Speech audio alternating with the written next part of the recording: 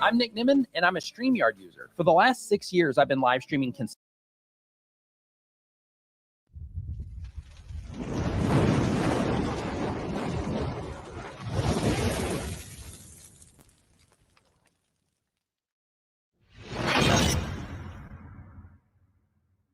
Bismillahirrahmanirrahim.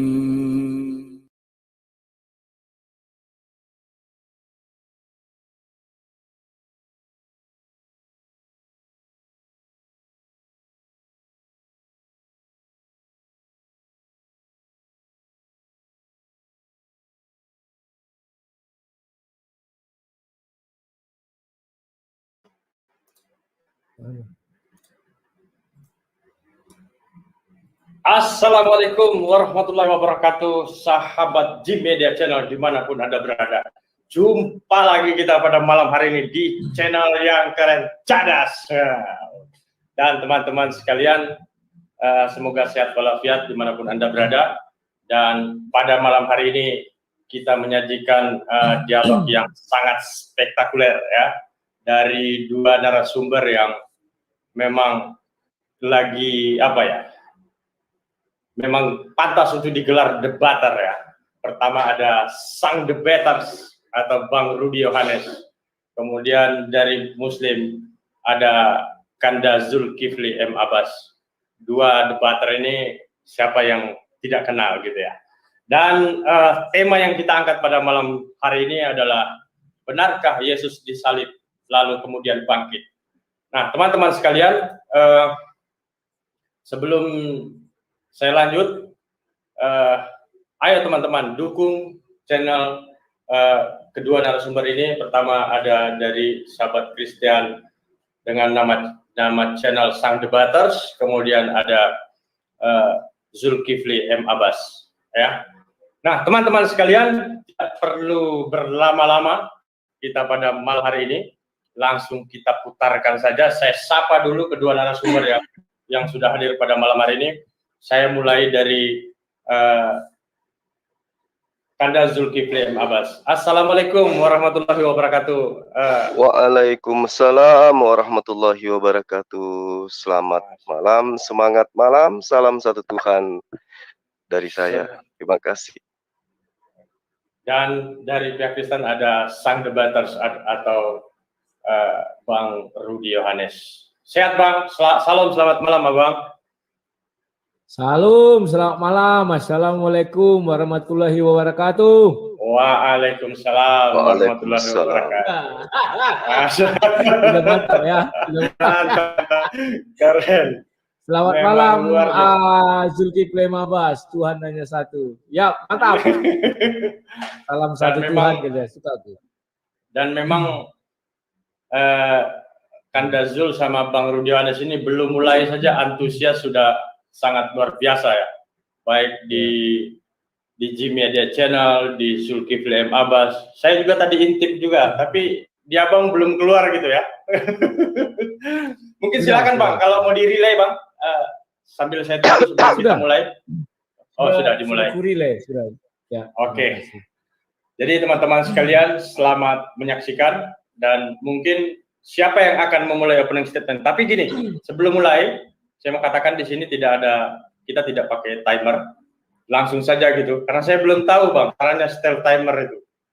Gitu. Jadi biasa sajalah gitu. Kira-kira seperti gitu. Oke. Gitu ya Bang ya. Silakan Zuma dulu. Itu cocok dia punya bahannya. Silakan Zuma. Oke, kalau begitu jadi langsung saya serahkan ke Kanda Zulkifli M. Abbas. Saya turun di backstep aja nih. Siap. Kalau nggak salah tema kita malam hari ini adalah tentang penyaliban dan kebangkitan Yesus ya. Jadi kalau menurut saya ya, mewakili Islam Bang, pernyataan Al-Quran bahwa orang-orang yang kemudian berselisih tentang penyaliban Yesus yang di mana mereka ragu-ragu tentang pembunuhan, itu merupakan sebuah kebenaran yang tidak dapat disangkal. Buktinya kaitannya dengan laporan daripada penulis dalam Bible, itu boleh saya katakan kontradiktif dan patut untuk diragukan. Misalnya pada saat penyaliban, menurut Markus 13 ayat 25, di situ diterangkan bahwa Yesus disalib pada jam 9. Ya, jam 9 ketika Yesus ini disalibkan itu artinya pagi. Sementara menurut Gospel Yohanes, di dalam Yohanes 19 ayat 14, itu pada jam 12 Yesus masih belum disalib. Jadi dikatakan bahwa hari itu adalah hari persiapan Paskah, kira-kira jam 12. Nah, sementara kedua gospel lainnya, Matius dan juga Lukas, itu tidak menuliskan apapun tentang penyaliban. Padahal ini adalah sesuatu yang sangat-sangat krusial, sangat-sangat dahsyat, sangat-sangat besar kalau memang itu adalah sebuah pemberitaan yang absolut ada, ya, absolut ada dalam arti kata benar-benar terjadi. Tidak adanya perselisihan dan seterusnya dan seterusnya. Nah, sekali lagi saya katakan bahwa Markus mengatakan jam 9, kemudian Yohanes mengatakan jam 12 itu belum dilakukan penyaliban. Nah, kontradiksi penyaliban Yesus itu masih banyak sebenarnya. Bisa dibaca di dalam pernyataan-pernyataan orang yang kita anggap sebagai sebuah sejarawan, orang yang memiliki kepoian yang menceritakan tentang sejarah-sejarah yang tertulis di dalam gospel itu sendiri. Saya kira begitu sementara Bang Rudi, silakan. Oke, sekarang dari saya apa yang dikutip Zuma, kalau dari sudut pandang Kristen itu tidak mempengaruhi peristiwa penyaliban. Karena peristiwa penyaliban itu ada namanya prosedur penangkapan, persidangan, dan kemudian Yesus diarak. Bukan karena jam peristiwa itu jadi gugur. Baik Matius, Markus, Lukas itu menjelaskan hal itu dengan baik dan benar. Ya. Kemudian kalau kita lihat di dalam sejarah dunia pun dikatakan bahwa Yesus itu memang mati tersalib, ya. Dan memang ada satu keunikan. Di seluruh dunia dikatakan bahwa Nabi Isa juga mati tersalib kalau menyangkut kalender, ya. Jadi kalau kita tidak terima contoh di Indonesia ada kalendernya wafat Isa Al-Masih, ya, kenaikan Isa Al-Masih. Artinya di situ kita bisa katakan itu penistaan agama. Karena mereka mengatakan Isa itu mati dan naik, dibangkit, dikuburkan dan naik ke surga. Tetapi dari sudut pandang Islam saya tertarik ini, ya. Surah An-Nisa ayat 157 yang apa? Kalian mungkin sudah tahu itu wa qalihim gitu ya. Awal-awalnya. Dan di situ kan dan kami hukum juga karena ucapan mereka sesungguhnya kami telah membunuh Al-Masih Isa putra Maryam, Rasul Allah, padahal mereka tidak membunuhnya dan tidak pula menyalibnya, tetapi yang mereka bunuh adalah orang yang diserupakan dengan Isa. Ya, sampai sini dulu. Nah, yang saya herankan di sini, kami ini di sini siapa? Apakah orang Romawi, apakah orang Yahudi, ataukah orang Nasrani? Di sini tidak dijelaskan kami itu siapa, ya. Sesudah itu maju ayat ini membunuh Isa Al-Masih, Isa putra Maryam, Rasul Allah katanya kan, membunuh Al-Masih, ya. Padahal mereka tidak membunuhnya dan tidak pula menyalibnya. Artinya di sini ada peristiwa penyaliban. Ya, contohnya, artinya penyaliban itu malam hari atau siang hari. Kalau malam hari betul orang tak melihat karena zaman dulu belum ada lampu sorot. Tapi kalau terjadi siang sampai sore hari kan ada peristiwa penghakimannya. Nah, Al-Quran tidak menjelaskan apakah ada peristiwa penghakiman atau tidak. Andai kata itu dijelaskan, kita akan lihat kebenarannya. Apakah benar dia ditangkap, diadili, dan kemudian dihukum mati. Kemudian selanjutnya, sesungguhnya mereka yang berselisih sependapat selalu dalam keraguan-raguan tentang yang dibunuh itu.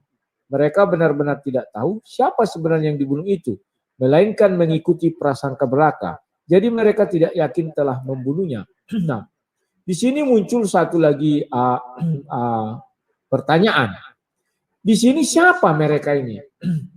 Kalau dikatakan orang Romawi, sampai detik ini di catatan sejarah Romawi tidak ada perselisihan siapa yang dibunuh. Kalau dikatakan orang Kristen pun tidak ada perselisihan. Siapa yang dibunuh? Ya kan? Yang berprasangka juga tidak ada. Lantas ini menjelaskan kepada siapa? Yang saya curigai ini menjelaskan kepada orang-orang yang ada di tanah Arab.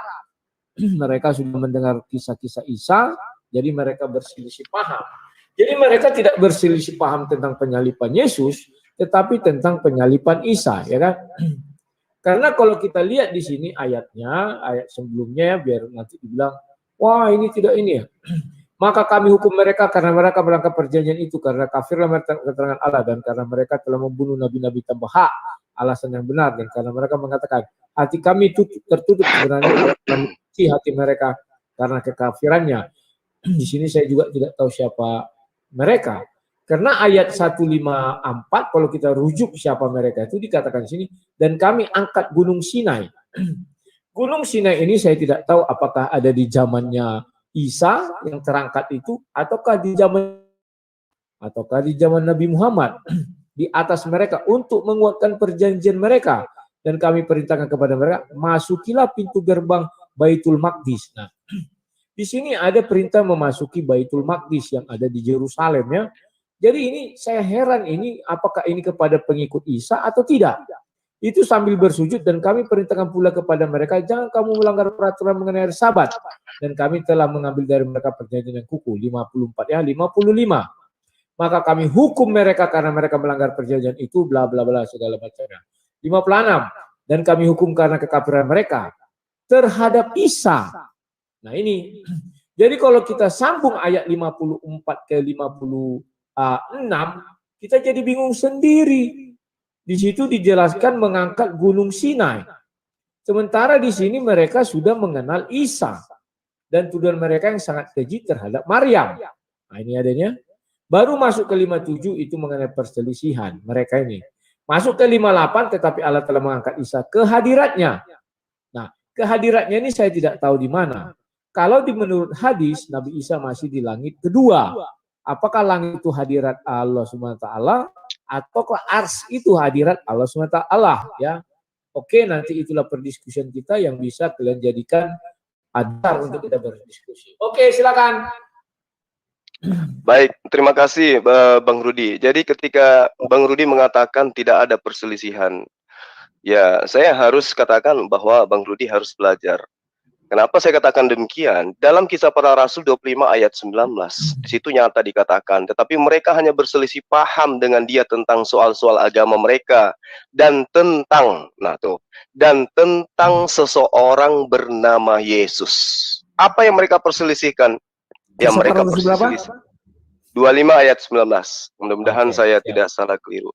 Yang mereka perselisihkan di situ, pertama tentang agama, yang kedua tentang seseorang bernama Yesus, dan inti permasalahan perselisihan itu adalah ada yang mengatakan Yesus itu sudah mati, tapi Paulus mengatakan Yesus itu masih hidup.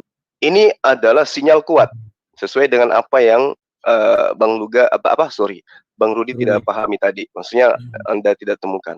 Kemudian ketika bercerita tentang Al-Quran, ya, Al-Quran itu sudah final bahwa Nabi Isa itu tidak disalib. Tetapi ada prosesi penyaliban. Prosesi penyaliban itu jelas ada. Al-Quran pun menerangkan itu. Kalau misalnya kemudian di dalam Al-Quran surah An-Nisa dikatakan wa qaulihim inna qatalna Masiha Isa ibnu Maryam, ya, Rasulullah wa ma qataluhu wa ma salabuhu walakin subbiha lahum, itu jelas maknanya. Dan karena ucapan mereka, siapa mereka di sini? Orang-orang Yahudi. Sesungguhnya kami telah membunuh Isa bin Maryam. Siapa kami? Orang-orang Yahudi. Karena di situ bukan berbicara satu oknum, tetapi banyak orang-orang Yahudi yang mendatangi gubernur pada saat itu Pilatus ya, untuk supaya minta. Ya, orang Yahudi minta kepada Pilatus untuk supaya Nabi Isa itu disalibkan. Berarti ketika berbicara kami di situ, itu berbicara mengenai orang-orang Yahudi. Nah, kemudian ayat ini jelas.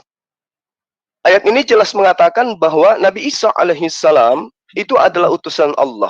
Sementara mereka kaum Yahudi itu tidak membunuh Nabi Isa alaihissalam dan tidak menyebabkan Nabi Isa alaihissalam mati. di atas kayu palang, melainkan dinampakkan oleh mereka sesuatu kondisi ada penyaliban. Ada penyaliban. Nah, selanjutnya di ayat itu dikatakan wa innal ladina naktalafa fihi lafi syakkim minhu. Lalu ayatnya walahum bihi min ilm illa tiba azzan. Nah, ayat ini dikatakan sesungguhnya orang-orang di sini adalah orang-orang Yahudi ya, orang-orang Yahudi dan juga orang-orang Nasrani yang berselisih tentang itu. Nah, kenapa dikatakan berselisih di ayat ini? Ini sudah sangat jelas. Sampai hari ini tentang Yesus, tentang penyaliban Yesus, tentang konsep Kristen, iman gereja, itu masih berselisih paham dengan orang-orang Yahudi yang memegang teguh tentang ajaran Torah yang biasa disebut dengan kaum Yudaism. Mereka berselisih paham kok.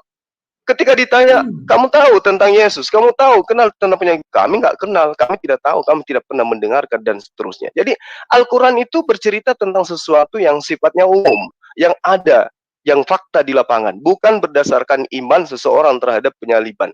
Kalau mengenai iman, orang Kristen pasti mengaku bahwa penyaliban itu ada. Kemudian di dalam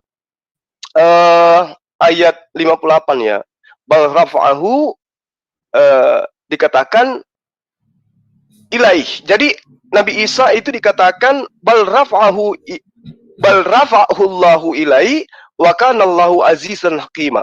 Artinya tidaklah Allah itu tidaklah Allah mengizinkan Nabi Isa alaihissalam itu dibunuh. Tetapi Allah mengangkat Nabi Isa ke hadapannya dan Allah itu senantiasa maha perkasa lagi maha bijaksana. Kita tinggalkan dulu kaitannya dengan apa yang tertuang di dalam hadits bahwa dia diangkat ke langit kedua dan seterusnya. Yang pasti di sini adalah Nabi Isa alaihissalam itu diangkat kepada kehadirat Allah. Nah, kandungan ayat suci Al-Quran yang saya bacakan terjemahannya tadi, itu kata per kata jelas dapat diartikan bahwa masalabuhu sama sekali tidak mendustakan adanya peristiwa penyaliban. Jadi peristiwa penyaliban itu memang ada gitu. Tetapi apa yang terjadi kemudian, Nabi Isa alaihissalam itu diselamatkan. Dia diselamatkan kalau berkaitan dengan tafsir dalam ayat ini. Nah, kembali kepada yang tadi, di dalam Gospel Markus 19 ayat 25, Yohanes 19 ayat 14, itu Yesus hanya disalibkan selama kurang lebih 3 jam. Padahal, kalau kita bercerita mengenai kematian di tiang salib, itu sangat jelas nyata membutuhkan waktu yang lama. Yesus yang kemudian nyata disalibkan bersama-sama dengan 2 orang penjahat, pada saat diturunkan dari tiang salib, kedua penjahat tersebut ya nyata dia telah mengalami kematian. Kakinya sudah dipatahkan berdasarkan dengan pemberitaan kitab Yohanes 19 ayat 32 sampai ayat 33. Sementara Yesus itu tidak dipatahkan kakinya. Kedua penjahat ini, sehingga indikasi bahwa orang yang disalibkan itu tidak bunuh itu nyata gitu loh. Bagaimana kemudian Pontius Pilatus tidak percaya kalau Yesus sudah wafat seperti yang diterangkan di dalam Markus 15:44 itu jelas sekali. Jadi indikasi kemudian yang diterangkan oleh Al-Quran adanya penyaliban itu betul. Tetapi kondisi yang diserupakan kemudian adalah orang yang mengalami seakan-akan mati di atas tiang salib. Itu salah satu penafsiran Al-Quran. Dan ini dibenarkan dengan kondisi yang saya ceritakan tadi.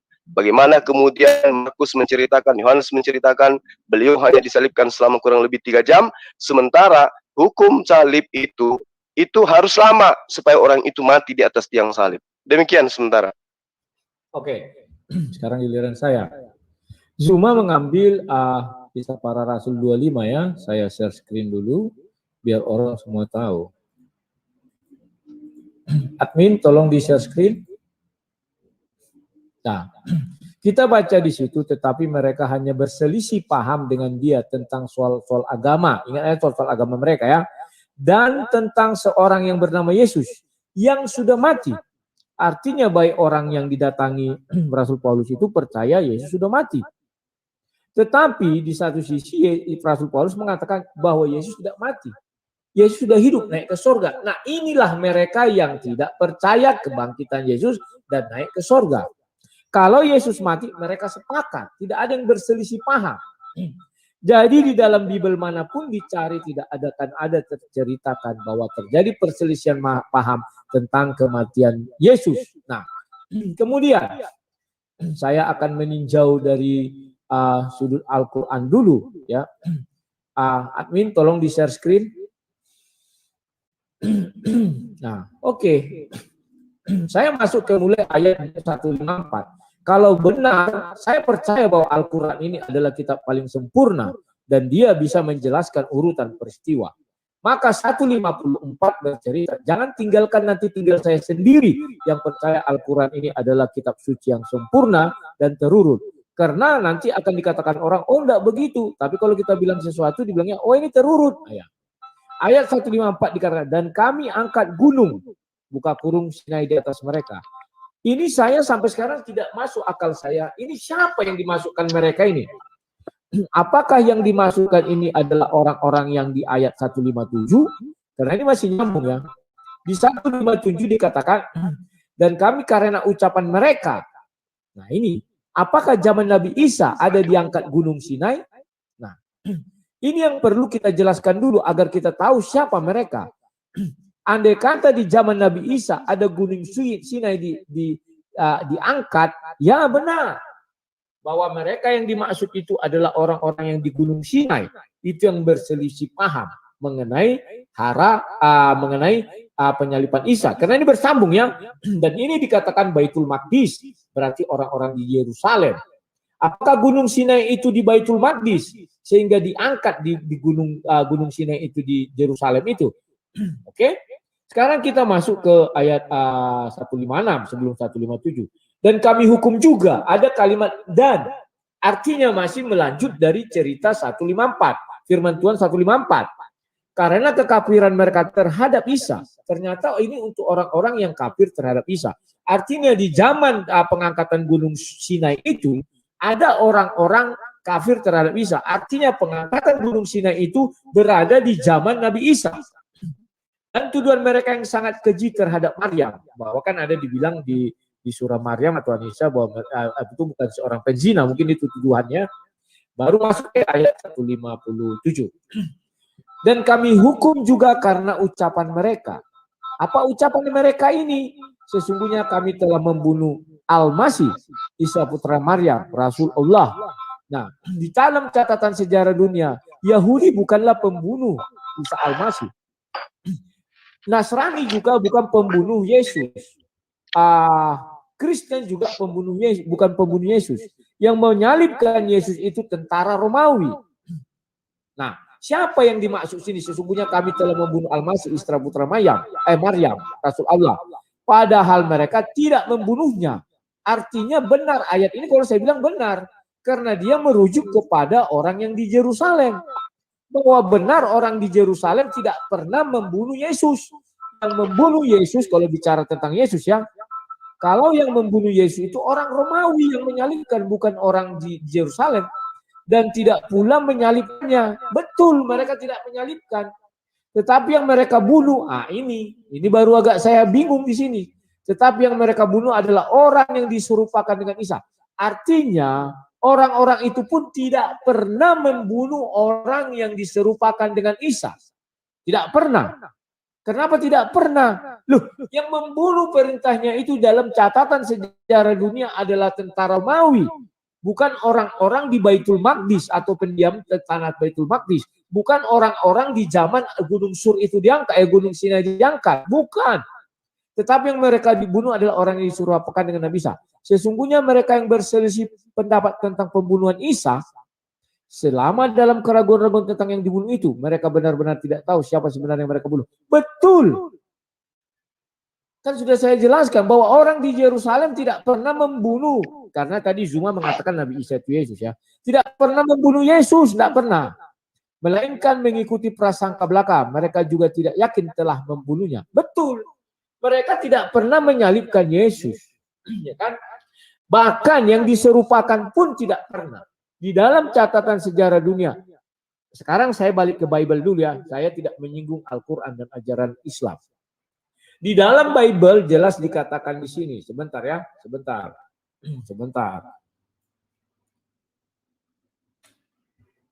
Tunggu sebentar ya.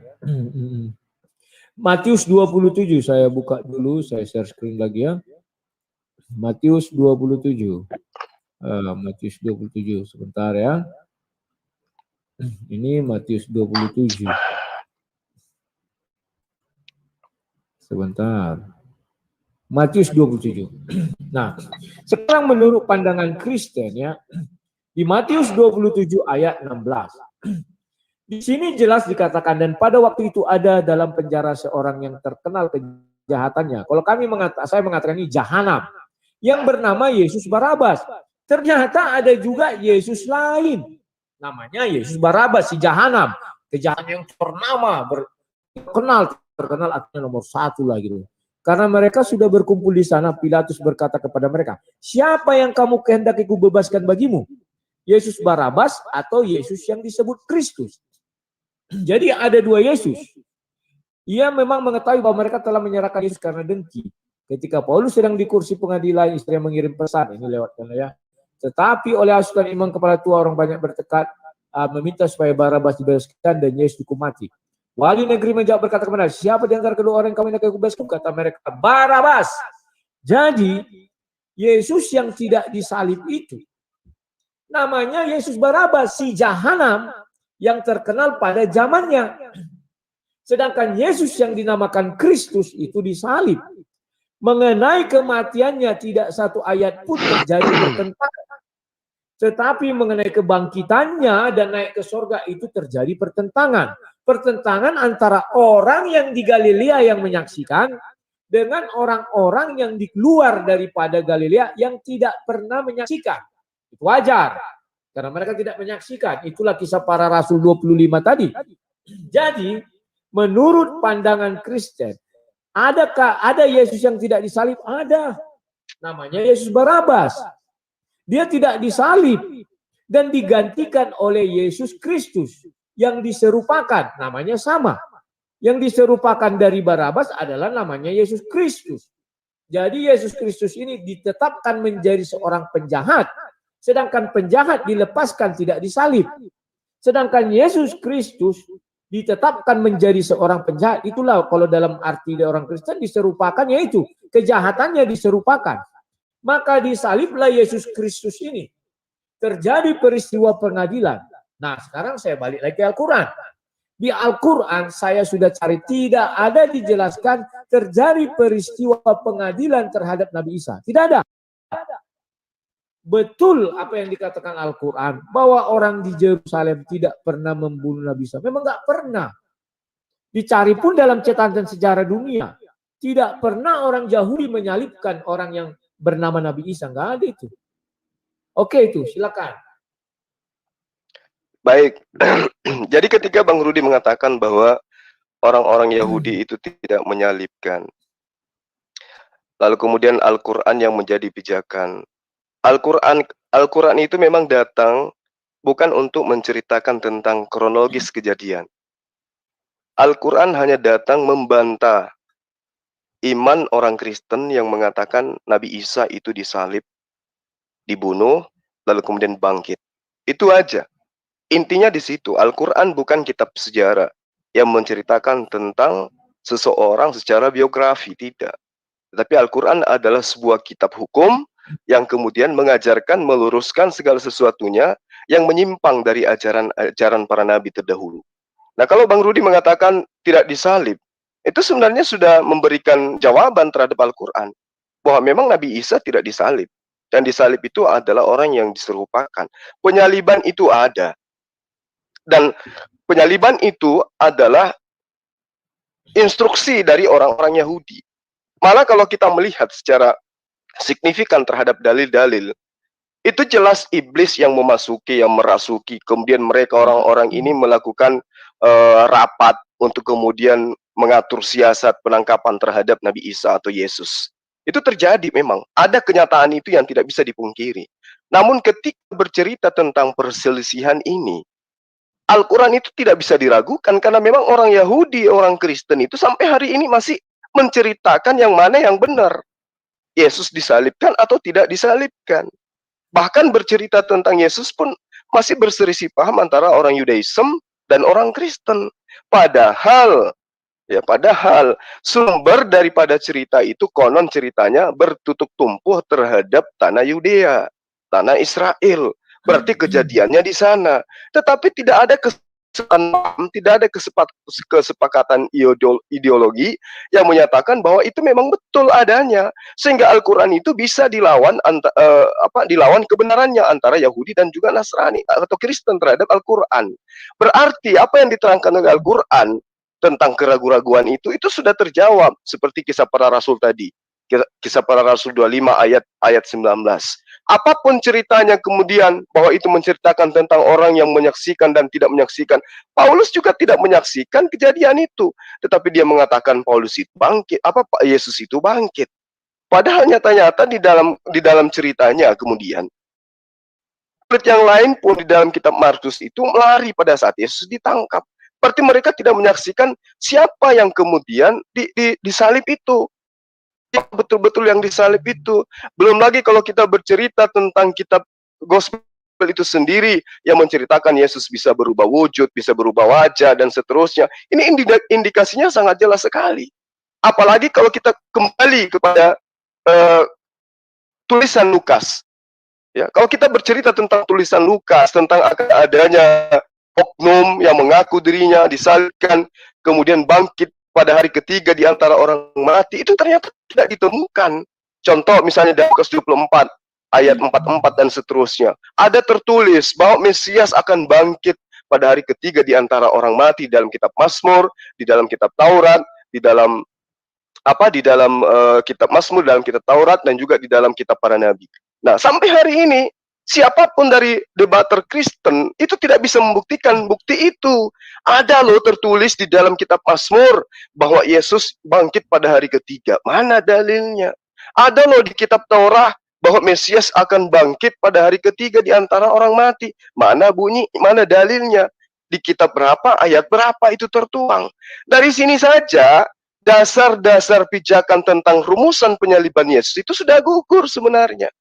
Ada tertulis Mesias akan bangkit pada hari ketiga di antara orang mati. Tertulis di mana? Di Mazmur, di Taurat. Mana? Tidak ada, nggak ada yang bisa menemukannya. Berarti dari situ poin pertama sudah gugur. Kedua, kalau benar penyaliban itu ada dalam arti kata yang disalib ini betul-betul adalah sesuatu yang merupakan hal yang besar dan diajarkan oleh Nabi, maka sudah pasti detik-detik kebangkitan dia akan ditunggu oleh orang-orang setanah Yudea, setanah Yerusalem. Karena pengajarannya kemudian memerintahkan kepada murid-muridnya di dalam Matius 10 ayat 56 untuk murid-murid ini menyebar ke seluruh bangsa dari suku Israel, mengajarkan tentang Injil Kerajaan Allah yang Yesus ajarkan. Berarti tentang Yesus itu sudah menyebar kemana-mana. Apalagi tentang penyalibannya. Nah, artinya bahwa setanah Yerusalem akan menunggu detik-detik kebangkitan sosok Tuhan yang mati bangkit pada hari ketiga. Tapi faktanya jangan sejarah. Kita cari di dalam kitab gospel, kita tidak menemukan adanya kejadian itu. Di mana Yusuf, di mana Nikodemus, di mana Maria, di mana Lukas, Markus, Paulus, dan siapa-siapa yang menjadi idaman orang Kristen yang menunggu detik-detik kebangkitan Yesus pada hari ketiga dari penyaliban itu. Tidak ada. Nah, ini yang menjadi indikasi kuat sehingga apapun yang kemudian dituangkan di dalam Al-Quran tentang hal yang saya katakan tadi, bahwa Al-Quran datang bukan menceritakan tentang kronologis, tetapi menceritakan tentang apa yang dikatakan oleh teman Kristen bahwa Yesus itu disalib. Yesus itu adalah orang yang merupakan Nabiullah, utusan Allah, yang kemudian disalib oleh orang-orang yang ada pada saat itu dibantah oleh Al-Quran. Bahwa yang disalib itu adalah orang yang diserupakan. Orang yang diserupakan. Nah, seperti itu, Bang Rudi. Makasih. Oke, sekarang giliran saya berbicara ya. Ketika kita mengatakan bahwa Al-Quran bukan kitab sejarah, tetapi yang melengkapi. Faktanya Al-Quran adalah kisah sejarah. Karena di dalam Al-Quran ada tertulis sejarah-sejarah tetapi tidak lengkap, harus kita akui. Apa buktinya? Bagaimana Al-Quran menjelaskan bagaimana peristiwa Musa, Nuh, dan sebagainya. Bahkan sekarang Ibrahim, Yudas, Yusuf, bahkan sampai ke tanah Mesir. Dan sekarang kita bicara Nabi Isa, juga ada. Kalau kita lihat surah Maryam, di sana dijelaskan bagaimana mulai dari si Maryam kesakitan di bawah pohon kurma, kan itu sejarah. Dicatat sampai Isa dia kembali kepada kaumnya, ayat 29, 30, di mana Isa di buayan berbicara, dan kita lihat dulu kembali ke Anisa, tidak ada itu sejarah. Namun sejarah yang tidak lengkap.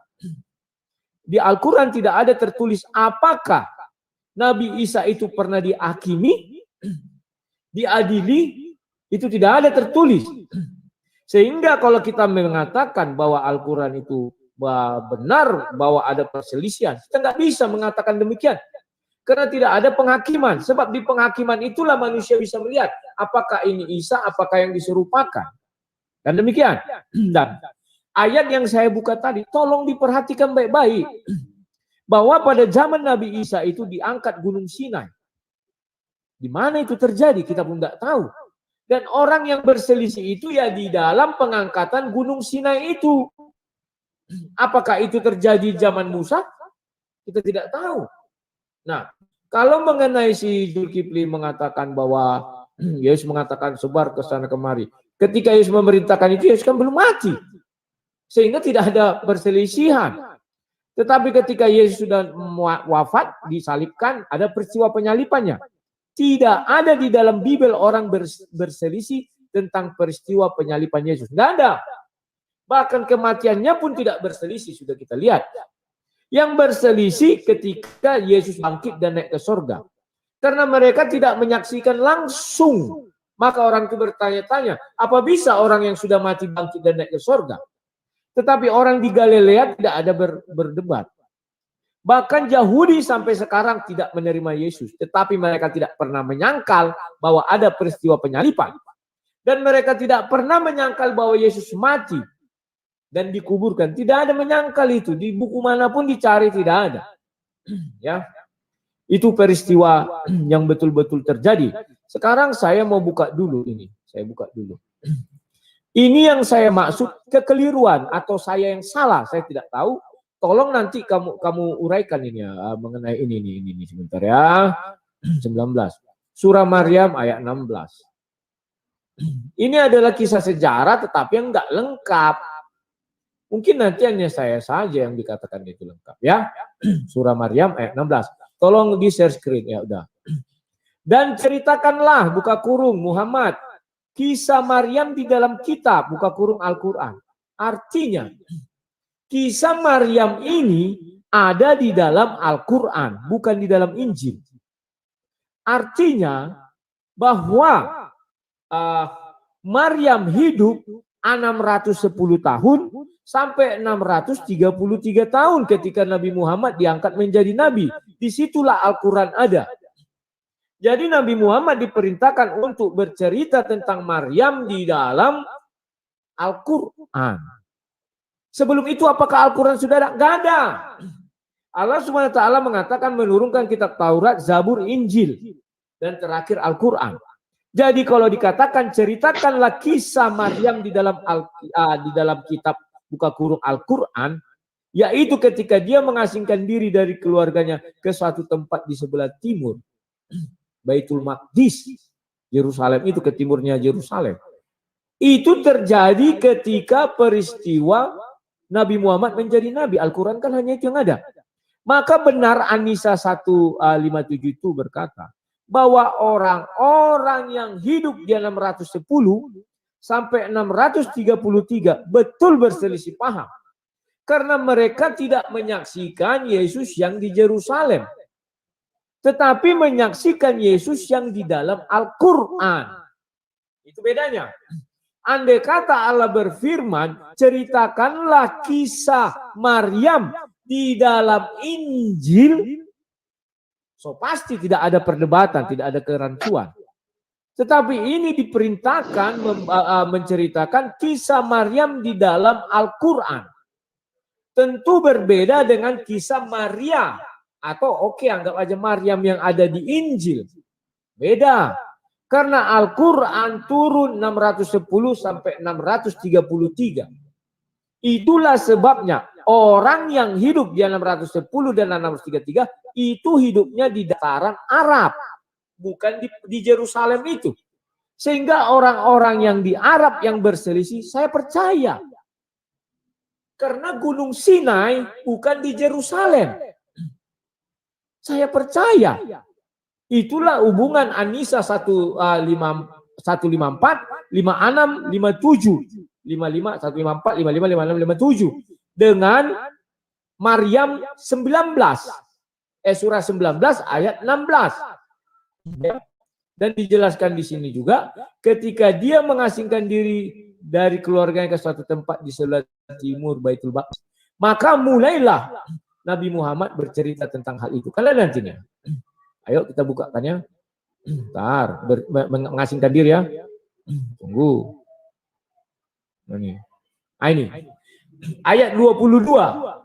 Jadi benar apa yang kita ceritakan ini terdapat di ayat 22. Jadi surah 19 ayat 16 menceritakan kisah surah 19 ayat 22. Maka dia Maryam mengandung lalu ia mengasingkan diri. Sebentar ya kawan-kawan, ini bising.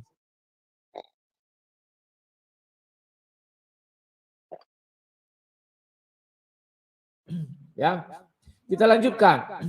Baru dikatakan di sini, maka dia Maryam mengandung lalu dia mengasingkan diri dengan kandungannya itu ke tempat yang jauh. Nah, inilah yang dimintakan Allah Subhanahu wa taala untuk diceritakan oleh Nabi Muhammad. Maka mulai dari ayat 22, 23, 24 sampai seterusnya, itulah yang diceritakan dari Al-Qur'an. Cerita itu apakah terdapat di Injil? Tidak. Tidak terdapat itu. Jadi bahwa kisah Maryam itu ada di Al-Quran.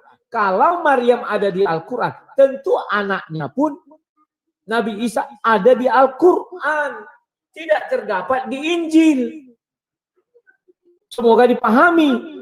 Maka benarlah bahwa Nabi Isa tidak disalib.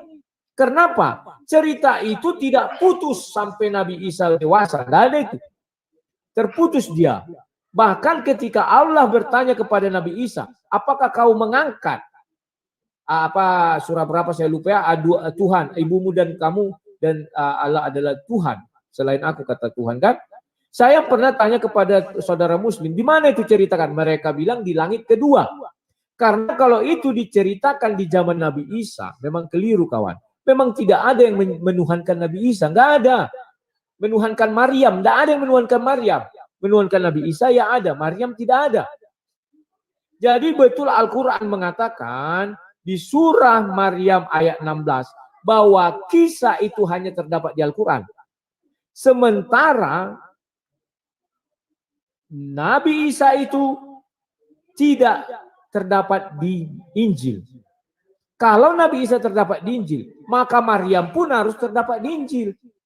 Tidak mungkin Maryam berpisah dengan Isa di dua kitab yang berbeda. Nggak mungkin. Kisah Maryam di Al-Quran, kisah Nabi Isa di Injil. Tidak mungkin, karena ini anak beranak. Lanjut ceritanya. Dan tidak mungkin Injil datang belakangan. Tidak mungkin. Injil itu lebih dahulu ada, baru Al-Quran. Tetapi faktanya Al-Quran mengatakan, Al-Quran lebih dulu datang, baru Injil. Kan demikian.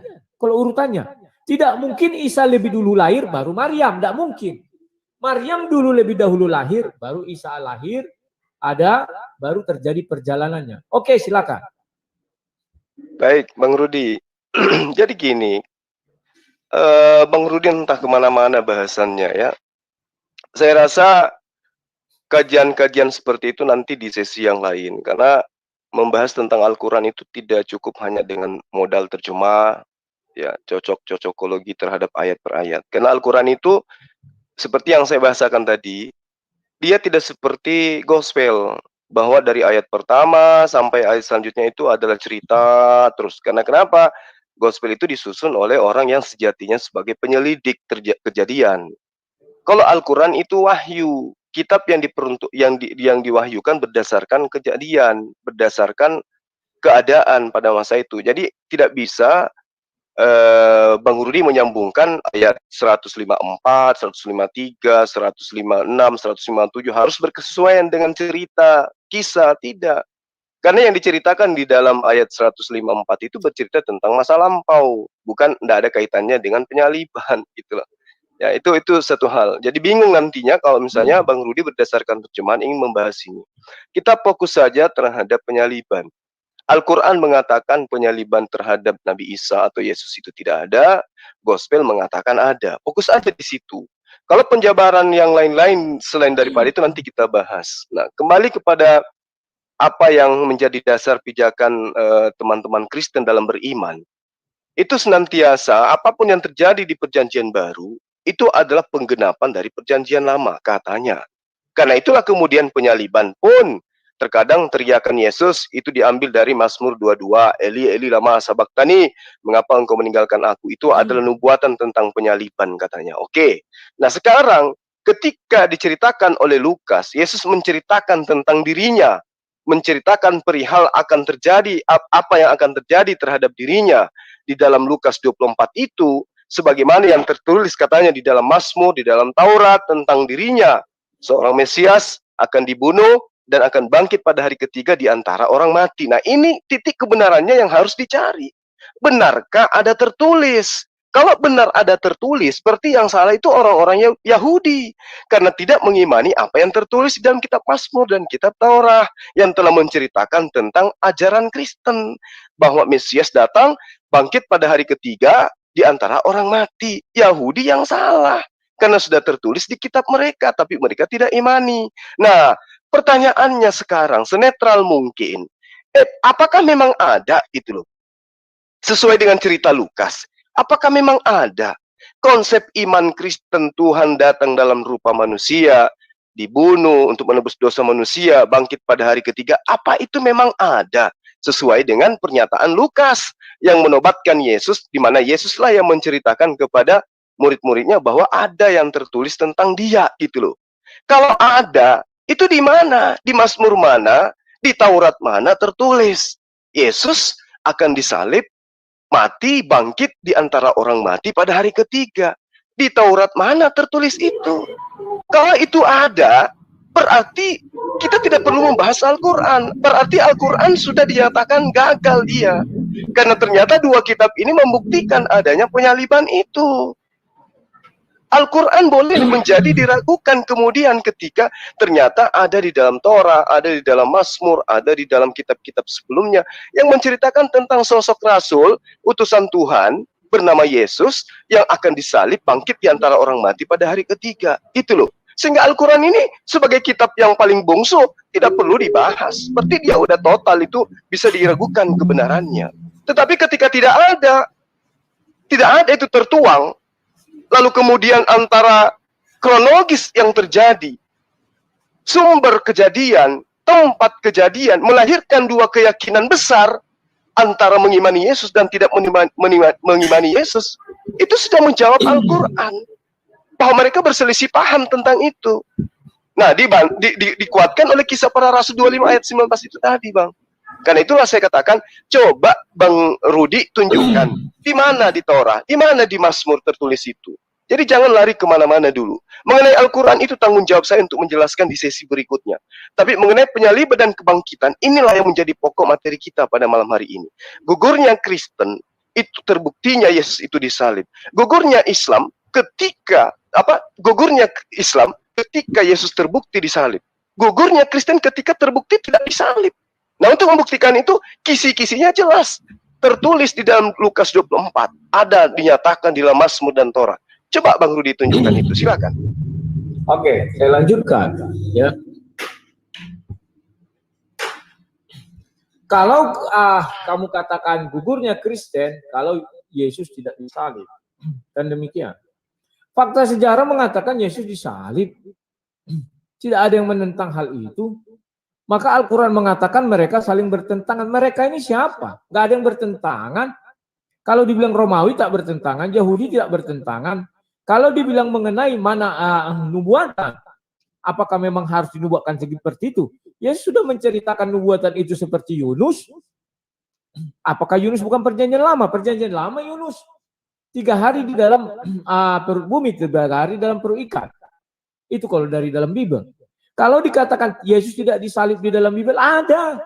Si Jahanam namanya. Jahanam atau orang terjahat pada masa itu yang terkenal jahatnya. Itulah Yesus Barabas. Memang tidak disalib. Maka kejahatannya diserupakanlah kejahatannya dengan Yesus Kristus.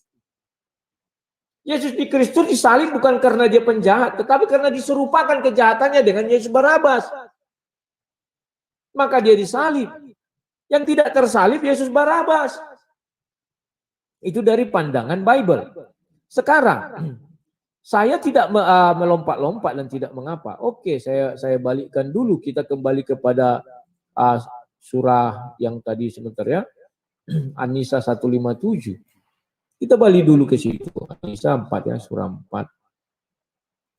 ayat 157. Mungkin nanti satu hari hanya saya yang percaya Al-Quran ini kitab suri paling lengkap, paling sempurna. 154 dulu ya. 154. Di sini tidak ada pemenggalan cerita loh, tidak ada pemenggalan firman. Jadi ini murni berlanjut dan berlanjut. 154. Tunggu ya.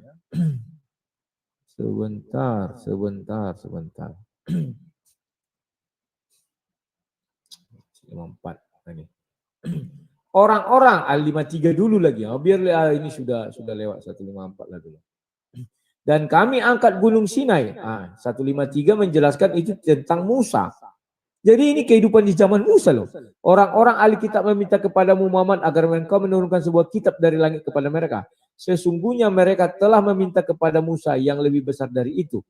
Mereka berkata, perlihatkanlah Allah kepada kami secara nyata. Maka mereka disambar petir karena kezalimannya. Kemudian mereka menyembah anak sapi setelah mereka melihat bukti-bukti yang nyata. Namun demikian kami maafkan mereka dan telah kami berikan kepada Musa kekuasaan yang nyata. 54. Dan kami angkat gunung Sinai di atas mereka. Artinya ini kan masih merujuk cerita zaman Nabi Musa. Dan terus, maka kami hukum mereka. Masih mereka yang tadi. Di mana? Dan kami hukum juga. Karena kekafiran mereka. Masih yang tadi. Ya. Yang lain dulu. Dan kami hukum juga karena ucapan mereka. Masih yang tadi. Jadi ini Isa yang mana? Isa yang hidup di zaman Musa atau apa saya tidak tahu. Nah, sekarang kenapa saya harus balik kepada surat 19? Ini sangat penting. Karena ini untuk membuktikan sebenarnya Maryam ini kapan adanya. Dan sebenarnya Nabi Isa ini lahirnya kapan. Jangan kita nanti salah tafsir. Kita kira Nabi Isa ini adalah Yesus yang disalib, ternyata bukan itu. Maka ayat 16 mengatakan, dan ceritakanlah Muhammad kisah Maryam dalam kitab Al-Quran. Apa yang mau diceritakan? Yaitu ketika ia mengasingkan diri dari keluarganya ke satu tempat di sebelah timur. Kita kais-kais, kita buka-buka, kita bongkar-bongkar, cari-cari ayat Al-Quran. Yang terdapat mengenai kisah pengungsiannya itu di surah Maryam 22. Jadi inilah ceritanya. Nabi Muhammad menceritakan ini kepada orang. Maka dia Maryam mengandung lalu mengasingkan diri. Terus kemudian rasa sakit. Ini kan ceritanya. Ya, artinya kisah Maryam itu terdapat di dalam Al-Quran. Artinya kisah Nabi Isa itu terdapat juga di dalam Al-Quran. Tidak mungkin kisah Maryam terdapat di dalam Al-Quran. Kisah Isa terdapat di Injil. Gak mungkin. Gak mungkin mundur. Mamanya lahir 610, anaknya lahir tahun 1. Gak mungkin itu, gak mungkin. Ibunya lahir, ceritanya 610, maka anaknya 610 ke atas juga. Gak mungkin mundur. Maka diceritakanlah dari Al-Quran. Inilah ceritanya semua. Ya. Nah, maka Maryam menunjuk kepada anaknya itu. Mereka berkata, bagaimana kami akan berbicara dengan anak kecil ini? Dan Isa berkata, sesungguhnya aku hamba Allah, dia memberikan aku kitab Injil. Dan ia menjadikan aku seorang nabi. Jadi di sini jelas, kalau dibilang orang berselisih paham mengenai penyaliban Nabi Isa, ya betul. Itu mereka di dalam An-Nisa 157 itu merujuk kepada orang-orang di zaman Nabi Musa. Bukan orang-orang di Yerusalem tahun 1 abad 1, bukan. Lihat saja urutan cerita firman itu. Tidak ada putus, tapi terus dia menceritakan mereka. Tidak ada diputus. Tetap dikatakan, dan orang-orang kafir itu merujuk kepada mereka yang tadi. Memang mereka berselisih, wajar, karena mereka hidup jauh sebelum Yesus itu disalib. Ketika Gunung Sinai diangkat, wajar berselisih mereka. Sama berarti yang kaum katakan nubuatan. Ya mereka berselisih nubuatan mungkin iya. Karena mereka hidup di zaman Musa. Tidak hidup di zaman Nabi Muhammad atau di zaman sebelum Nabi Muhammad atau Isa itu sendiri. Jadi kedua surah ini, surah An-Nisa dan surah Maryam menjelaskan dengan baik. Sekarang kita kembali ke Bible. Bible dengan jelas mengatakan, iya ada seorang Yesus yang tidak disalib. Namanya si Jahanam, Yesus Barabas. Apakah dia salib? Tidak, dia tidak disalib. Digantikan. Siapa penggantinya? Yesus Kristus. Diserupakan kejahatannya sehingga dia disalib Yesus Kristus ini. Diserupakan kejahatannya, bukan wajahnya, bukan orangnya. Diserupakan. Nah, kalau di Al-Quran dikatakan juga kebetulan sama, diserupakan, apakah wajahnya, apakah kejahatannya, kita tidak tahu. Kita buka lagi surah 157 itu biar kita lebih jelas. Kita lihat apa yang diserupakan. Saya juga ingin tahu ini. Bentar. Ayat An-Nisa 157. Apa yang diserupakan? Kalau Alkitab jelas dikatakan kejahatannya yang diserupakan. Yesus disalib bukan karena dia jahat, tetapi kejahatannya diserupakan dengan si Jahanam itu, Yesus Barabas. Nah ini 157. Ya. Dan kami hukum juga karena ucapan mereka.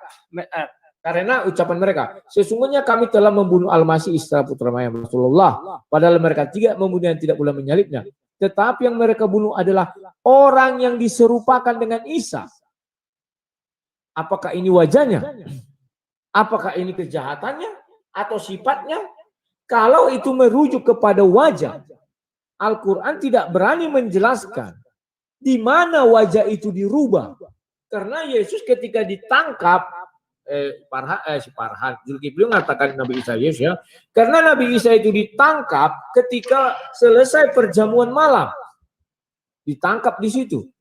Nah, kapan itu diserupakan? Apakah setelah ditangkap? Atau sebelum ditangkap? Kalau setelah ditangkap, bagaimana berubah? Tidak mungkin, karena itu yang diseret terus ke pengadilan. Kalau sebelum, artinya Yudas salah cium. Siapa? Dihitungnya. Kan murid-murid ada 11, jadinya tambah Yesus 12. Andai kata diserupakan, artinya Yesus sudah pergi. Sudah terangkat kepada Allah SWT, kan dibilang, diangkat. Dan didudukkan di hadiratnya. Hadirat itu langsung di pangkuan Tuhan loh, di hadapan Tuhan. Ya kan? Nah, kapan itu terjadi penukaran itu diserupakan? Setelah itu, setelah ditangkap, apakah disalib malam itu juga? Al-Quran tidak menjelaskan. Ada peristiwa persidangan lagi berikutnya. Ketika di persidangan, apakah ibunya tidak melihat? Alkitab mengatakan di persidangan ibunya mengikuti terus. Sampai ketika mau disalib. Disitulah kemudian murid-murid lari semua. Tetapi ingat, Paulus menyaksikan itu, bukan tidak menyaksikan. Baca saja mulai dari Kisah Para Rasul terus. Paulus adalah mengejar-ngejar orang itu. Kita ada di sana katanya. Ya. Jadi kawan-kawan, Zuma, kalau dibilang peristiwa penukaran ini diserupakannya apanya kita nggak tahu. Oke, wajar.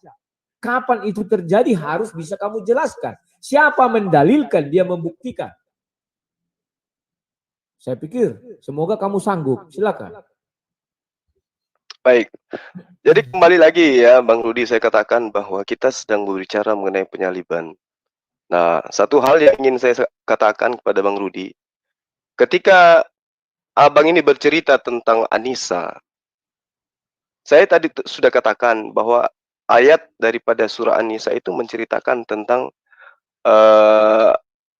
sesuatu yang berkaitan yang tidak berkaitan dengan penyaliban Yesus gitu loh. Di dalam surah An-Nisa ayat 150 berapa tadi diambil terjemahannya 153 sampai 54, 55, 56 itu sama sekali tidak bercerita tentang itu. Jadi ketika orang-orang Yahudi datang menghadap kepada Rasulullah, lalu kemudian mereka berkata, sesungguhnya Musa telah membawa alwah. Apa alwah itu? 10 perjanjian dari Allah. Sekarang coba Tuhan datangkan alwah kepada kami agar kami percaya kepada Tuhan. Makanya ayat ini kemudian turun, diwahyukan. Ketika orang-orang Yahudi itu pada masa itu bertanya kepada Rasulullah. Ayat ini diwahyukan kemudian. Makanya di dalam Al-Quran, diterangkan dalam surah Al-An'am ayat 91, itu dikatakan, wa qaulihim innal qatalnal masiha Isa bin Maryam. Sorry, itu An-Nisa. Yang saya maksud dalam surah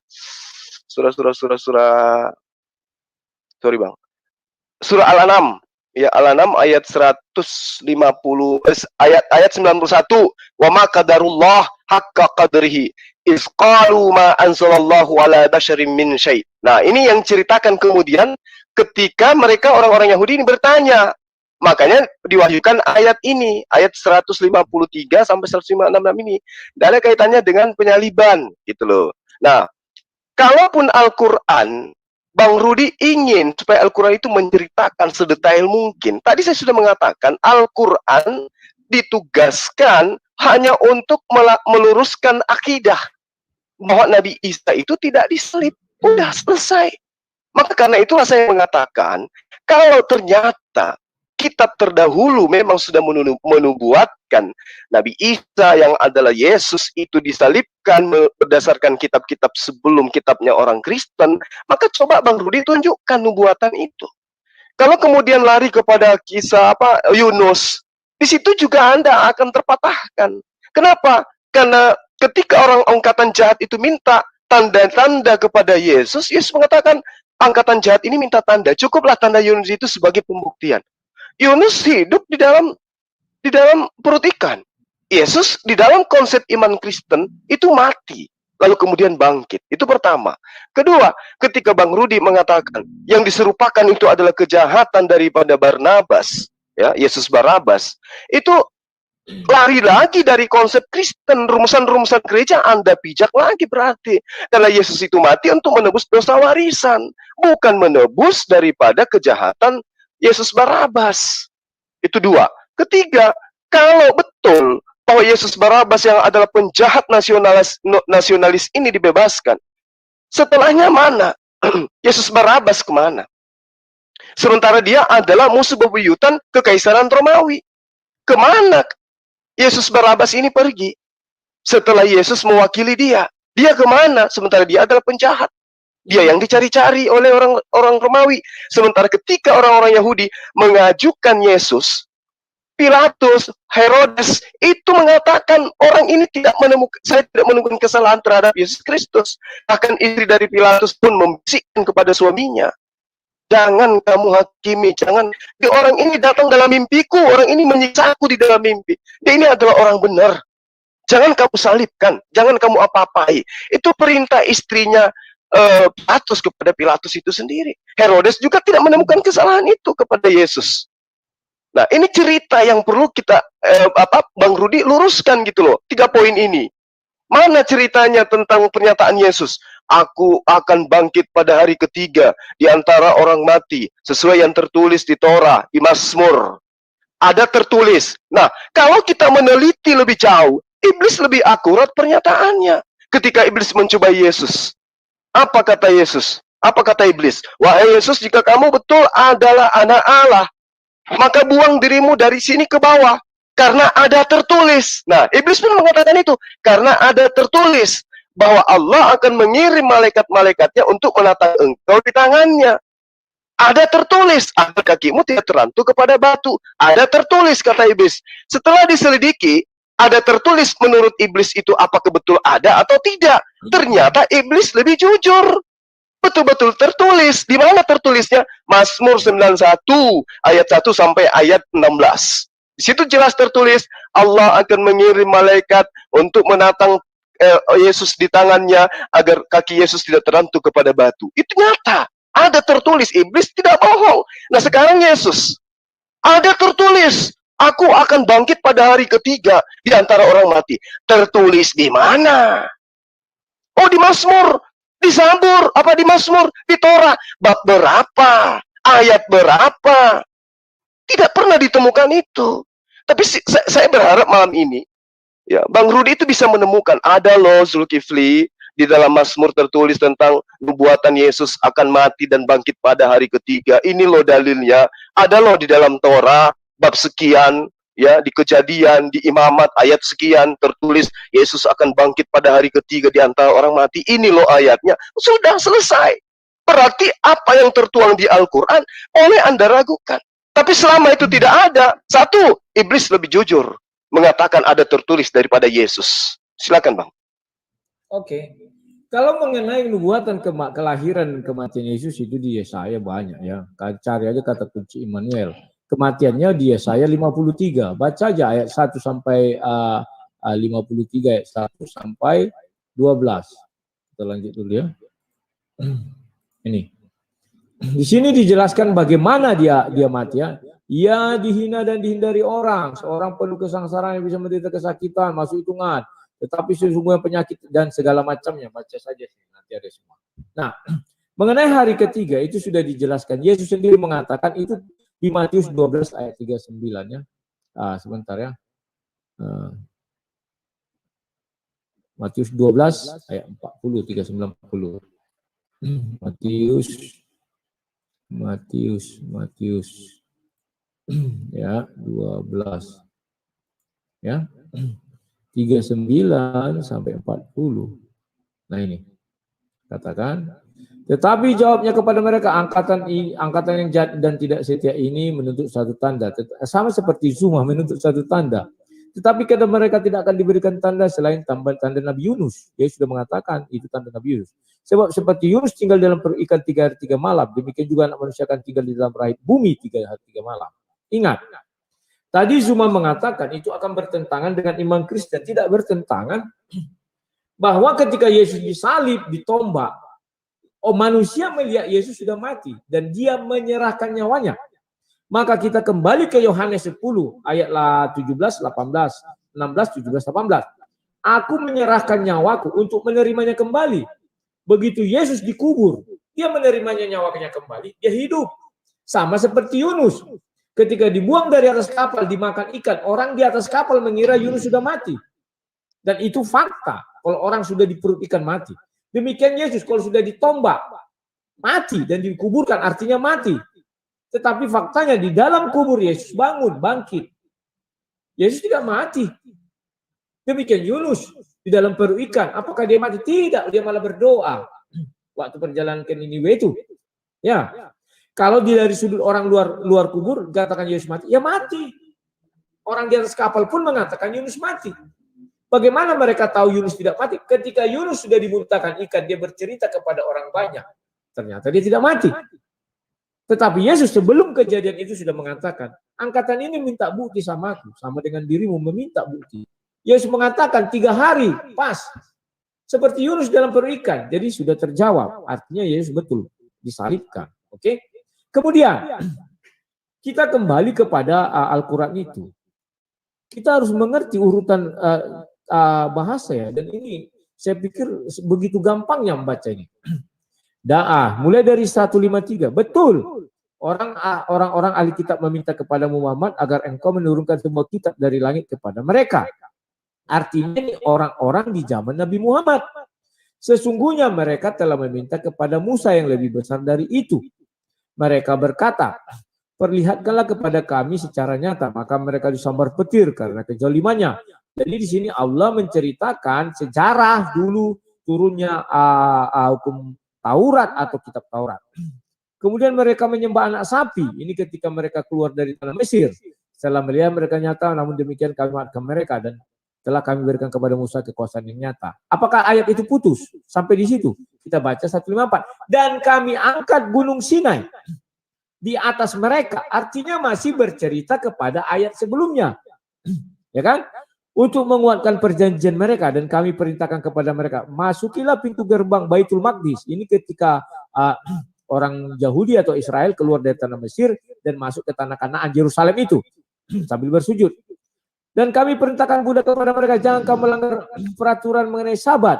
Masih tetap tentang itu, dan kami telah mengambil dari mereka perjanjian yang kukuh. Apakah ini selesai ayat ini sampai di sini? Kita lihat ayat berikutnya. Maka kami hukum mereka, masih mengenai ayat tadi. Karena mereka melanggar perjanjian itu. Perjanjian apa? Hari Sabat. Karena kekafiran mereka terhadap keterangan-keterangan Allah, dan karena mereka telah membunuh nabi-nabi tanpa hak atau alasan yang benar, dan karena alasan yang benar, dan karena mereka mengatakan hati kami tertutup, sebenarnya Allah telah mengunci hati mereka karena kekafirannya. Karena itu hanya sebagian kecil mereka yang beriman. Ya, koma artinya belum berakhir. Lanjut ke 1656.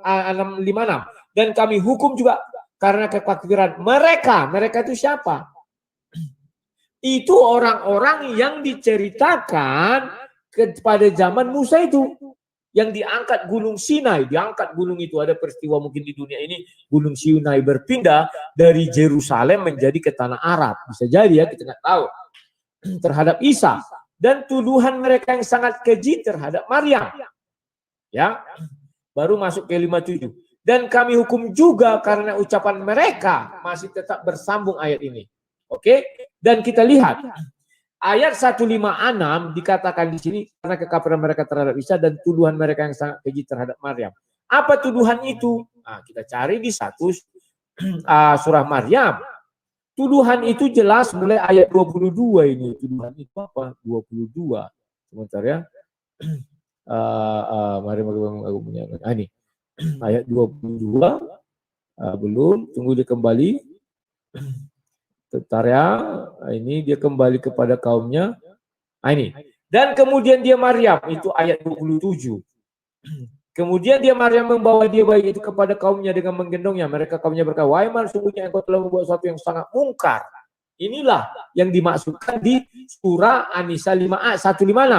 Nah, kemudian saya bukan mengkaitkan dengan ayat, tetapi itu logika berpikir secara urutan. Ya, ayat 16 diceritakan. Dan ceritakanlah Muhammad kisah Maryam dalam kitab suci Al-Quran. Jadi faktanya bahwa di dalam kitab suci Al-Quran itu ada kisah Maryam. Di dalam Injil tidak terdapat satupun kisah Maryam. Apa buktinya? Nah, ini dikuatkan ayat 30. Ya kan? 30. Bentar ya, 30. Dia Isa berkata, sesungguhnya aku hamba Allah. Dia memberiku kitab Injil dan dia menjadikan aku seorang nabi. Dari sini jelas tidak ada cerita di Injil Nabi Isa itu mengenai kisah Maryam. Jadi jelaslah bahwa betul penyaliban Nabi Isa dipertentangkan orang-orang di tanah Arab.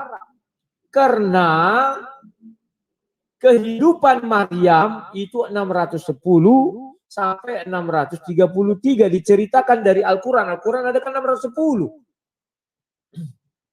Paham maksud saya ya? Diceritakanlah itu. Tidak ada kisah Maryam terdapat di Injil. Carikan saya satu ayat di dalam Al-Quran. Tidak ada itu. Kisah Maryam itu hanya terdapat di dalam Al-Quran. Maka kisah Maryam terdapat di dalam Al-Quran. Maka anaknya Maryam adalah Nabi Isa. Tidak mungkin kisah Maryam di dalam Al-Quran, kisah Nabi Isa di dalam Injil. Mundur, tidak mungkin. Nah, dia harus berbarengan ini. Karena ada diceritakan malaikat datang. Ya, kita baca lagi sedikit lagi ya, sedikit lagi nih. Surah Maryam itu kita baca ayat 22 sebentar ya. Ini ayat 21. 20 ini. Ayat 19. Dan dia Jibril berkata, sesungguhnya aku hanyalah utusan Tuhanmu untuk menyampaikan anugerah kepadamu seorang anak laki-laki yang suci. Jadi benar kisah Maryam tidak akan mungkin terdapat di dalam Injil. Karena Injil belum datang. Ketika Jibril bertemu dengan Maryam, Injil belum turun. Lanjut. Baru Maryam berkata, bagaimana mungkin aku mempunyai anak laki-laki padahal aku tidak punya padahal tidak pernah ada orang laki-laki untuk menyentuhku dan aku bukan seorang penzina. Betul. Al-Quran itu betul. Nanti saya saja yang percaya lagi Al-Quran itu kitab suci paling betul. benar Al-Quran itu mengatakan bahwa Maryam itu adanya terdapat kisahnya hanya di dalam Al-Quran. Di dalam Injil nggak ada. Paham ya? Karena Injil belum diturunkan. Kapan Injil diturunkan? Nah ini, masuk ayat 30. Nah, dan Isa berkata, sesungguhnya aku hamba Allah yang memberiku kitab Injil. Jadi Injil itu ada setelah Nabi Isa lahir. Sekarang mana yang mau kita ikuti? Perkataan Tuhan di dalam Al-Quran atau perkataan manusia seperti Zuma yang mengatakan ada di dalam Injil? Nggak ada. Al-Quran mengatakan tidak ada kisah Maryam dalam Injil. Nggak ada. Karena Isa belum lahir. Begitu Isa lahir, Injil itu baru ada. Maka saya bilang kalau merujuk kepada urutan peristiwa ini, maka An-Nisa 154, 157 bisa dibenarkan. Memang bukan Isa yang disalibkan. Mereka mencari yang cinta siapa-siapa. Jadi Injil itu kawan ada setelah Al-Quran. Silakan. Baik. Oh ya, Bang Rudi. Jadi apa saya bilang ya? Ini kita berbicara mengenai penyaliban, kebangkitan ya. Bang Rudi kemana-mana. Kalau Al-Quran, seperti yang saya terangkan tadi, asbabul nuzulnya menceritakan tentang bagaimana orang Yahudi soal jawab tentang Rasulullah. Nah, kalau di Al-Quran ada cerita tentang Maryam, ada cerita tentang Isa, itu wajar. Karena dia datang belakangan. Sederhananya gini, Allah punya saham. Allah kemudian Tuhan mengirim kemudian sosok orang yang bisa membangun sebuah perusahaan. Perusahaan itu dibangun kemudian dengan modal dan lain sebagainya. Maka yang proses pertama itu adalah pembelian lahan dulu, legalitas tanah yang dibeli, kemudian rencana-rencana berikutnya, dan itu dipimpin oleh satu oknum, direktur utama. Direktur utamanya hanya punya tugas selama 5 tahun. Apakah tuntas daripada pekerjaan itu? Masanya sudah selesai, muncul lagi di root yang kedua. Di root yang kedua, apakah masih beli lahan? Tidak. Melanjutkan proses itu tadi. Di root yang kedua, apakah selesai pekerjaannya sementara masa kerjanya cuma 5 tahun? Tentu tidak. Maka direkrut lagi pembawa misi yang selanjutnya. Menuntaskan misi yang seharusnya. Seperti itulah proses kenabian itu. Allah mengutus para rasul, membawa misi kenabian, membawa misi kerasulan, mengajarkan keselamatan, memperlihatkan jalan menuju kepada Allah. Makanya Yesus ketika kepada Bani Israel dikatakan, tidak ada yang sampai kepada Bapa. Itu pernyataan Yesus pada orang yang sesamanya, kecuali mereka melalui aku. Itu maksudnya, Bang. Jadi ketika Al-Quran datang kemudian menjelaskan, menerangkan, yang mengkritisi, itu wajar. Yang salah kalau gospel mengkritisi Al-Quran. Yang salah kalau abang ini yang mengkritisi Quran. Salah itu. Karena panduan Anda adalah kitab orang yang hidup lebih dulu daripada kitab yang datang belakangan. Apalagi kan modal Bang Rudi hanya terjemahan saja. Sementara mengkaji Quran itu ya itu tadi. Sengaja saya meng-up cara saya belajar Quran di channel saya, supaya orang-orang itu tahu ternyata belajar Quran itu tidak sesederhana itu. Oke, itu kita tinggalkan. Nah sekarang, ketika Bang Rudi menceritakan tentang ada di Yesaya, ada di Ulangan, ada di ini, ada di Mazmur dan seterusnya. Mana bukti itu? Itu harus akurat. Seakurat pemberitaan iblis ketika mencobai Yesus. Coba. Di dalam kitab Anda, Matius 4 ayat 6. Lalu berkatalah kepadanya, jika engkau anak Allah, jatuhkanlah dirimu ke bawah. Sebab ada tertulis. Kalau ada tertulis, harus tertulis. Mengenai engkau, bahwa Allah akan memerintahkan malaikat-malaikatnya, dan mereka akan menatang engkau di atas tangannya, supaya kakimu jangan terantuk kepada batu. Ada tertulis. Nah, setelah diselidiki, ternyata di Mazmur ayat 12 memang ada seperti itu. Di ayat 11, sebab malaikat-malaikatnya akan diperintahkan kepadanya diperintahkannya kepadamu untuk menjaga engkau di segala jalanmu. Mereka akan menatang engkau di atas tangannya, supaya kakimu jangan terantuk kepada bohong. Iblis mengatakan sesuatu yang benar. Betul-betul ada tertulis di Mazmur, kitab yang 1900 tahun kurang lebih lah jaraknya. Iblis katakan ada tertulis di kitab yang sudah ribuan tahun sebelum kamu, Yesus. Iblis katakan itu. Dan ternyata orang belakangan yang pintar mencari titik daripada kebenaran, itu ditemukan dalil ini. Ketika dalam Matius 4 dikatakan ada tertulis, ternyata betul di Mazmur 91 ada tertulis. Nah, bandingkan dengan penyakitan. Yesus mengatakan ada tertulis di Mazmur, ada tertulis di Torah, bahwa Mesias akan bangkit pada hari ketiga di antara orang mati. Tertulis di mana? Bang Rudi tidak bisa menunjukkan. Berarti iblis lebih akurat pemberitaannya daripada Yesus. Nah, lalu kemudian Anda menutupi kelemahan itu dengan mengotak-atik terjemahan Al-Quran. Saya katakan, ini tidak nyambung. Karena yang kita bicarakan adalah penyaliban dan kebangkitan. Al-Quran finish dia. Dia katakan tidak disalib, tapi diselamatkan. Selesai. Adapun cerita tentang Maryam, tentang ini, itu adalah penjabaran tentang konsep yang Tuhan telah firmankan kepada nabi-nabi sebelumnya. Yang tadi saya ceritakan secara analogi sederhana. Allah pemilik saham mengirim dirut, habis itu mengirim lagi dirut untuk kemudian mengajarkan.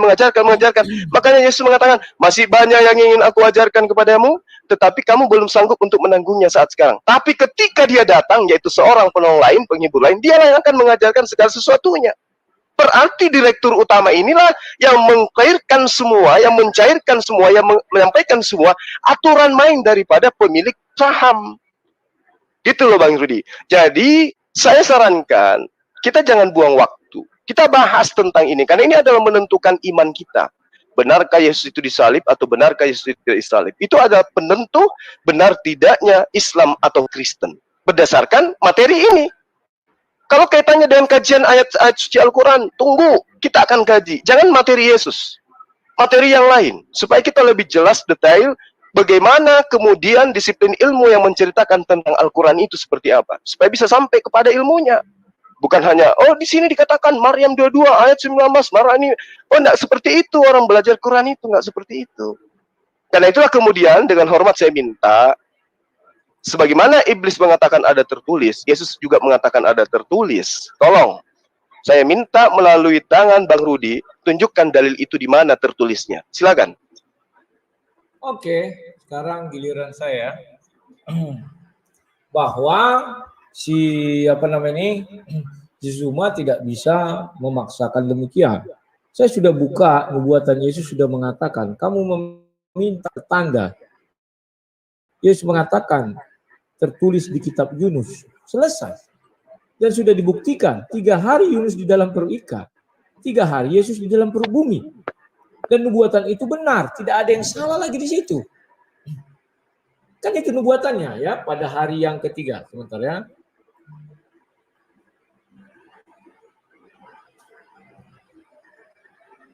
Itu semua sudah dipenuhi. Dan Yesus mengatakan kamu minta tanda sama seperti Zuma. Sama seperti Yunus ya. Ini dia.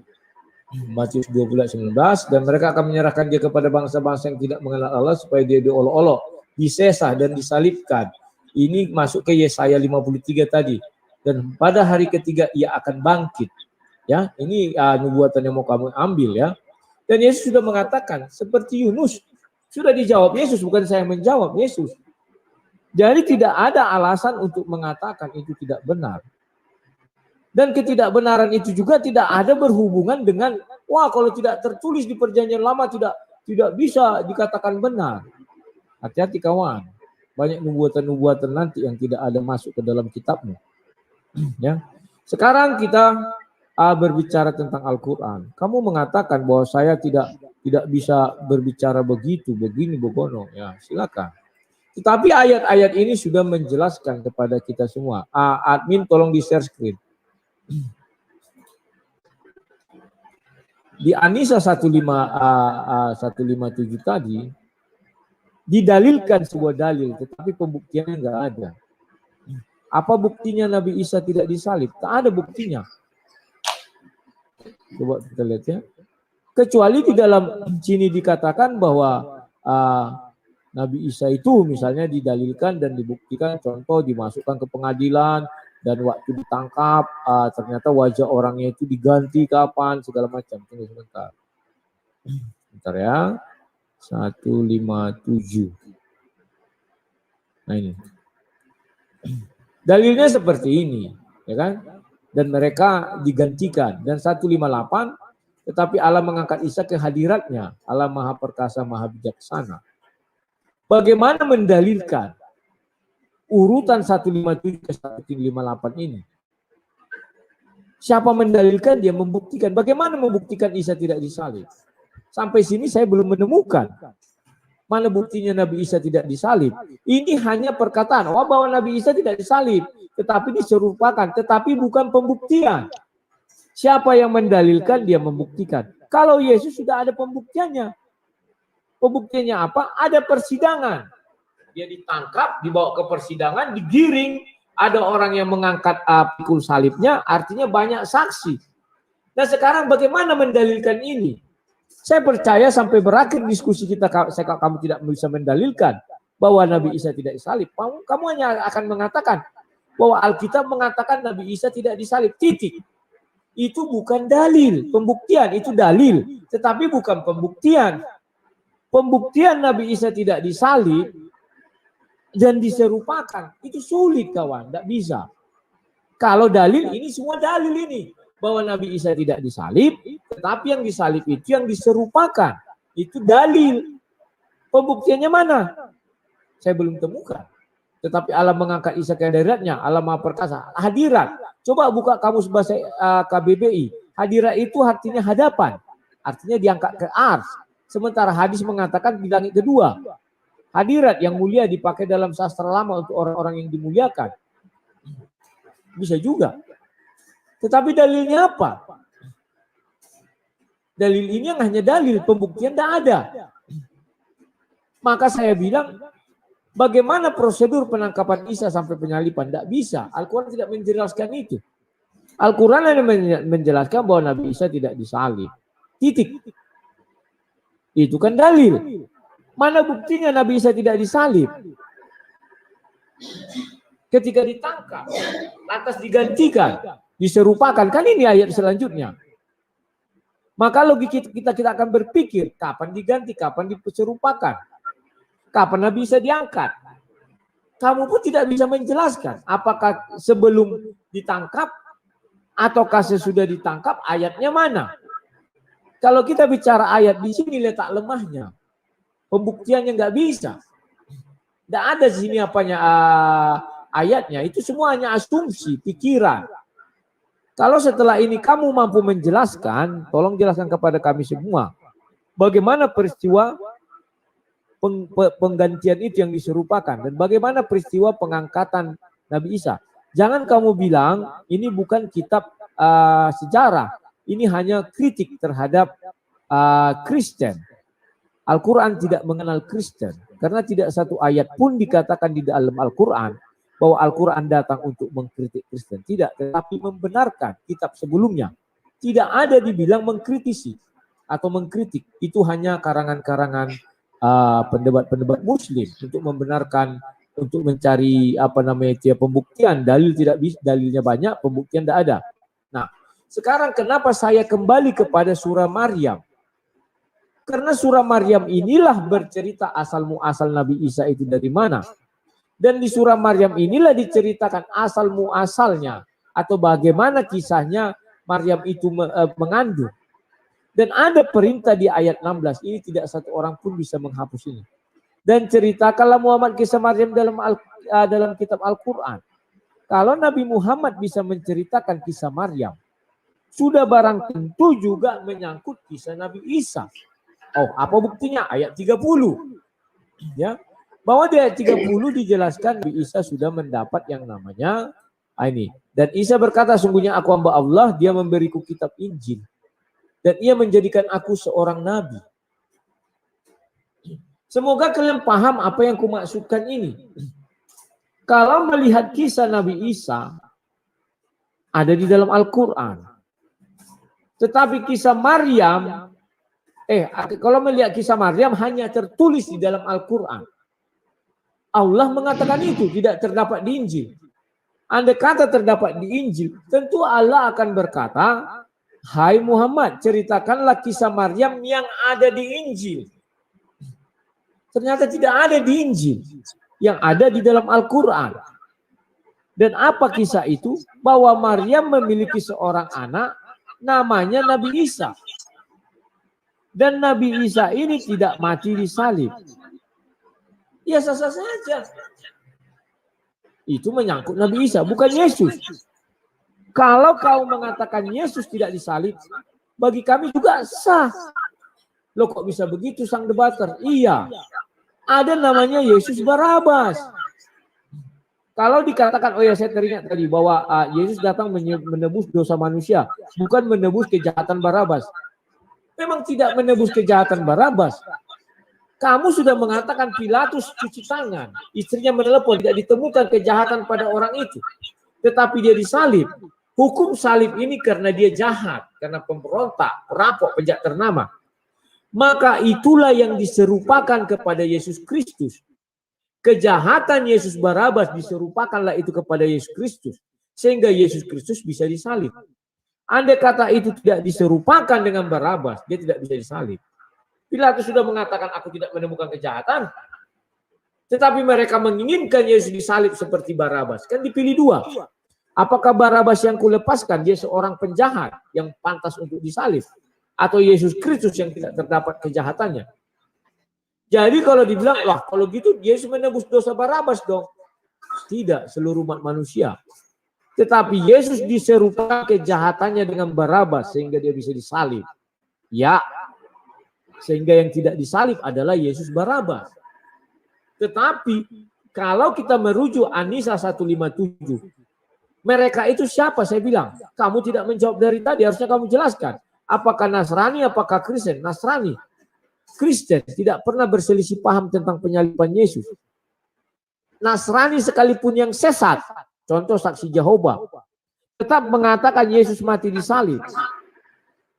Kalau dikatakan mereka itu Romawi, Romawi pun tidak pernah bertentangan tentang siapa yang disalib. Kalau dikatakan itu adalah orang-orang di Golgata, mereka pun tidak pernah bertentangan tentang Yesus bahwa dia disalib dan mati dan dikuburkan. Tak ada yang bertentangan. Ketika kamu mengambil kisah para rasul 25, itu bukan terjadi di tempat peristiwa penyaliban. Tidak. Jelas dikatakan di sana waktu Rasul Paulus kan pergi menginjil. Jadi tolong dipahami hal-hal seperti itu. Saya tidak melebarkan masalah mengenai Al-Quran tadi. Tetapi itu penting karena memang itu dasarnya kita berbicara. Mengapa sampai demikian? Ternyata Isa yang dimaksud itu hidup di zamannya Nabi Musa. Ternyata Maryam yang dimaksud itu hidup di zamannya Al-Quran. Tidak ada kisah Maryam di luar Al-Quran, tidak ada. Maka diceritakanlah kisah Maryam dan sampai sehingga memiliki anak yang namanya Nabi Isa. Dan Nabi Isa mengatakan, aku diberi Injil. Tidak bisa dibalikkan lagi. Dibolak-balik seolah-olah Injil lebih dahulu, baru Al-Quran. Tidak bisa. Karena kisah Maryam tidak ada di Injil. Yang adanya di Al-Quran. Maka di Al-Quran diceritakan Maryam mengandung, didatangi malaikat Jibril dan melahirkan. Artinya di Injil yang dibawa Nabi Isa itu jelas tidak tertulis itu. Kenapa? Karena memang Injil itu ada setelah Al-Quran. Kalau sebelum Al-Quran, maka Allah SWT akan mengatakan, ceritakanlah kisah Maryam yang ada di Injil. Itu baru tepat. Paham urutan peristiwa ya? Oke, itu aja yang saya sampaikan. Waktu kita udah 1,5 jam loh.